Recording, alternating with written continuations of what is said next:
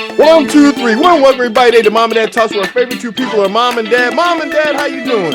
Hey, we're doing fine. We also have our other person that comes from time to time, Carlin J. Alfred. How you doing? Sports analyst. Great, doing great. And we have another special guest, Thurston Smith. I've been knowing this man for like forever. And, you know, we'll talk more about your parent, like most parents. But more than that, you have a unique situation where most people don't know your son, that you're the father of your son. They know your son, but they don't know you're the father of your. But you look just like him. But I was like, oh man. And so, but before we talk about that, today's subject is about how to handle as a parent difficult situations with your child. And Thurston, you've done, we had talks and stuff about that. And and also we're gonna probably dove into, because your son is if you don't know, everyone is Aldon Smith. Used to be 49ers and play for the Raiders, was in the Super Bowl and stuff. A lot of people in the NFL, was one of the top NFL prospects and top people all the time. And I know as a father, you've been bombarded with that, but you also have other kids too. And you have to be a parent to all your kids, not treat them all, everyone's have to be different. How do you handle, let's just start out with this, Thurston. How do you handle all of that stuff and to keep your own relationship with each child that you have? And talk a little bit about your family if you want. Sure. Well, first you have to understand, and thanks for Todd for allowing me to be here. First, you have to understand that every child is different. And every child is built from a different mold. Every child has their own personality. And it's very imperative that you learn what those personalities are at a young age, that you're with them during those years of growth and growing up and getting to know them. And so I had the pleasure of being able to do that, with my kids, growing up with them and taking them to church and just involved in their lives and so forth and so on, and knowing what their different personalities were. And I think that's key. And that's, and one child is different from another child. And so that is something that I would really, really caution every parent to just learn your child and understand that everybody's on a different level. And, what works for one child may not work for another, right? And the only way that you're going to know that is to develop those relationships with them, to knowing what their likes and dislikes are, or knowing what their temperament is, right? And being able to engage them and having those conversations, right? Talking to your children, right? And watching them and maneuvering them and fostering what their talents are. And so those were things that I was able to do. And that was a learned lesson. I mean, I can't tell you, I knew that right offhand, because coming from my mom, she was pretty much thought we all were the same. And then I learned at a late age, she told me that, no, all you guys are different. And, even though I ruled with an iron bar, I had to tell every child different. I was the middle child. So I think, I had the big iron bar on me. So I was the most curious child. And I thought she was always the meanest to me, but I realized as I got older, she was just as probably strict as on my siblings as well. But I was that middle child syndrome. But that's key then, Todd, learning your children, learning their temperament. And that takes time. That's getting to know them. That's spending time with them, right? And another question is, as these children develop, because you have your children are successful, mm-hmm. You know what I'm saying, in various degrees in their thing stuff, but then you also have that element of because obviously your son got a lot of attention. Mm-hmm. How did you manage that and make because it's hard to manage that when a child has a gift. Sure. And people start recognizing. How did you do that, bro? That's a good question. And the interesting part about that, we didn't know his gift, right? Until you just parenting, you just go to work. And one of the things that my son especially did was, when me and his mother got divorced and he came to live with me, is that he was probably at a 0.8 GPA. And at that time, and then he moved with me. And one of my restrictions, or one of my requirements, if you will, mm-hmm. was that you're going to have at least a 3.25 or above mm-hmm. to play sports. Now, the same kid who has 0.8 GPA, which is another story, comes to Kansas City, Missouri, and it ended up his sophomore year, junior year, and now the same kid goes from that to 3.5. So, which lets me know that he could have done it all the time. He just needs to be in a structured environment. And then that's when he really was, what people really know is he was a better probably basketball player than football player, right?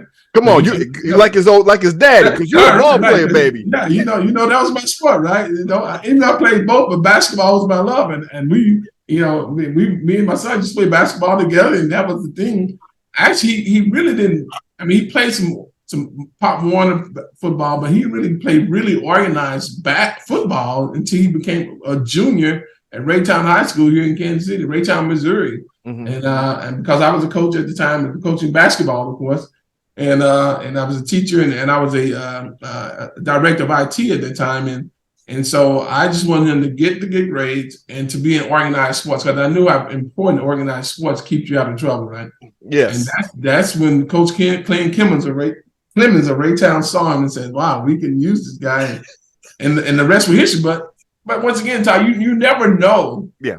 You never know that the next level. I just want to get him in college. Yeah, bro. I just want you to get. I just want a degree high school, right? This just maintained in high school, go to college, and you never think that the next level was going to happen. So you just being a parent, right? Like I was to all my children. Nothing changed, and so as he was doing those, my other children, my daughters, and I fostered their relationship, and they were involved in the athletics and the academics as well. So it's just a matter of, once again, keeping everybody on the same playing field. And that's one thing I can say about you, Thurston, is that you're a loving father, but you weren't playing either. No. That's the one thing I know about it. You weren't playing either. So I know we're coming up to it here, everyone, here, because I'm going to bring Thurston. We're going to come back and do this and probably do some other projects and stuff in the future. Mm-hmm. But Mom and Dad, Carlin, do you have any questions for our guest, Thurston? When did you realize that Thurston could excel better than his low grade point average? You mean Aldon? Aldon, yeah. Yeah. Okay. Well, I knew it all along. I mean, I knew it all along that he had what it takes. I mean, like I said, those relationship of being in the household with him to 1st through 8th grade, and when me and his mother got divorced when he was going to pretty much the 9th grade. But knowing who he was always an intelligent kid, always talented. He's a great artist. He excelled in everything he did. He just needed structure, right?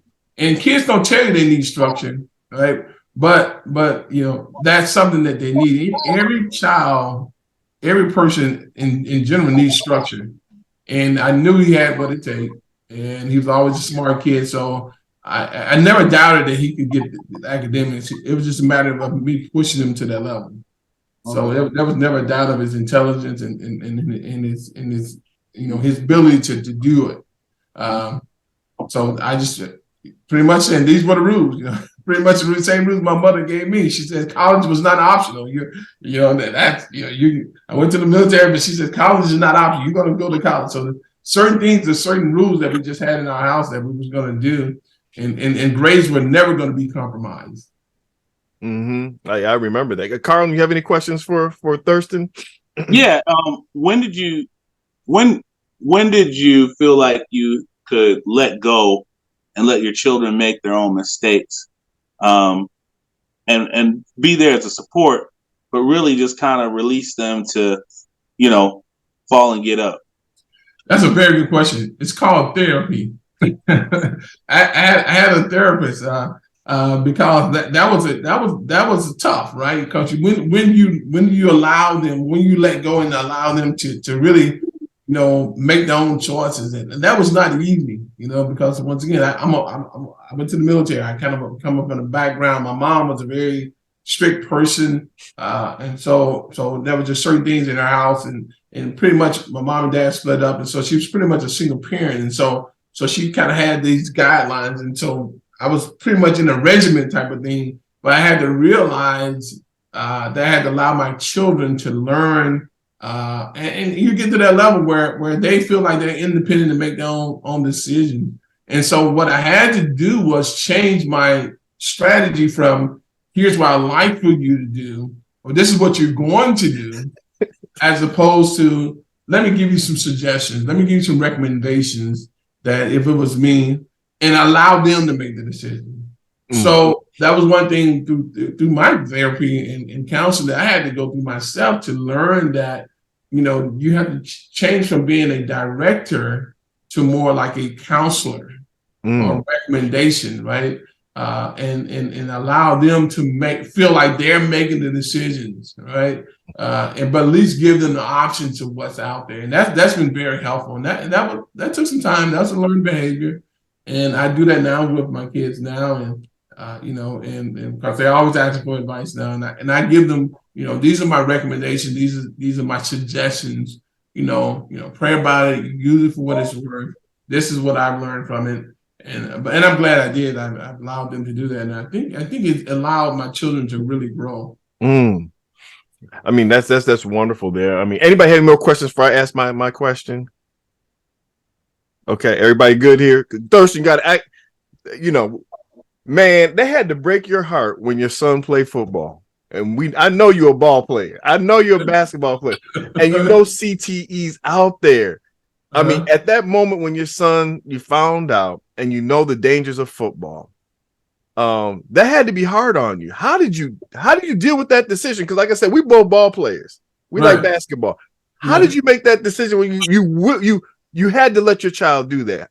Explain that situation. When I saw that was a passion for what he liked, and I saw that desire and the love for the game that he had. And there's a scripture about train up a child in the way he should go, and when he goes, he won't depart from. That doesn't always mean just in the biblical sense, but also in that challenge, right? You see what makes them happy, right? See what makes them. I wanted my daughter to play piano, right? But that wasn't what she wanted to do. She wanted to be a social worker. Right? I want my other daughter to play the violin. But now she's a physical therapist, right? But we want certain things for our kids and what we think that we want them to do. My son played basketball, right? Yeah. He had a passion for football. And so I kind of had to learn to step back and allow them to do that, because when you put your child to doing something that they really, really, really don't want to do, there's a repercussion that can come from that, because that's not what they want to do. And being able to recognize that is going to be key. And I was able to do that and see that, and just pray for their safety, right? My daughter had a job that she was a social worker in the night ward in New Orleans, right? And she was there for 3 years, and she had, some stories, man. She would go in and call me at night, and then she's going in. But once again, you just pray for God's protection. But that was her love. That's her love. That's still her love. Her love is for Black children, Black boys and girls to foster, to grow up and to be healthy and have healthy relationships. And she's still doing it now, in Atlanta, even though it's social work, but she's doing it in a different capacity. So whatever they learn to do, just pray for God's protection, man. That He protects them, right, and put a hedge around them. Well, like I said, we up to the minute there. We're going to bring you back, Thurston, because I think our audience is really going to be blessed by this today.